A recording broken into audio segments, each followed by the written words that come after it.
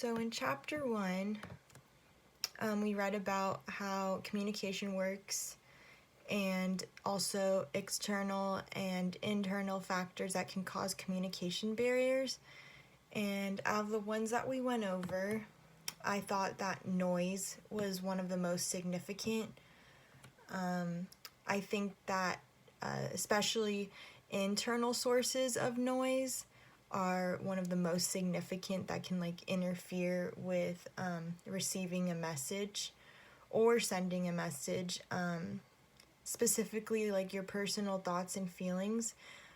If emotions are running high or just all these thoughts are clouding your mind, it's going to be hard to communicate or receive a message clearly. If all that's going on is let's say you're super angry, then you're just gonna be so hot-headed and upset that you might be interpreting the words incorrectly, or you might be saying the words incorrectly, aside from what you're trying to portray.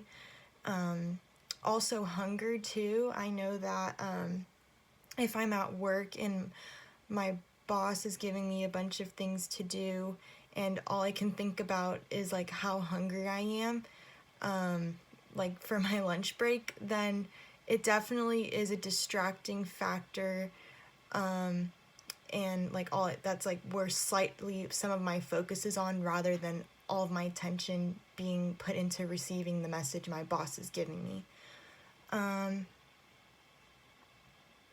Also, shyness.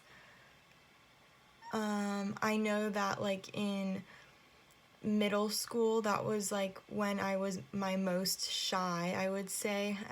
Once I entered high school, I was a lot less shy. But in middle school, I definitely, it was hard for me to send a message and communicate with others because of how shy I was, and I was just way too much in my head rather than being more open to just communicate. And a time that went sour with someone would be back in high school.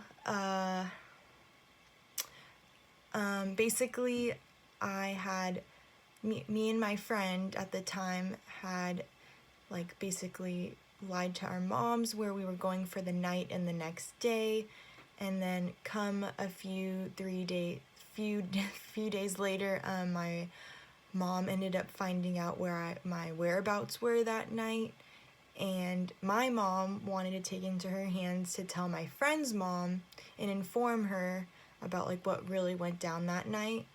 And my friend did not appreciate that at all.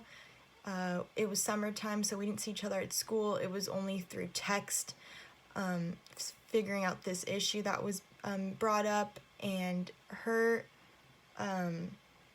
tone, just the technology itself, it just being all through text, it definitely did not show any emotion or give any tone to what we were saying, and just what she was telling me just sounded so straightforward, and basically she did not want to be friends with me at that point anymore. And also, I would say based off of the communication models that were mentioned, I would say it was a interactive model of communication,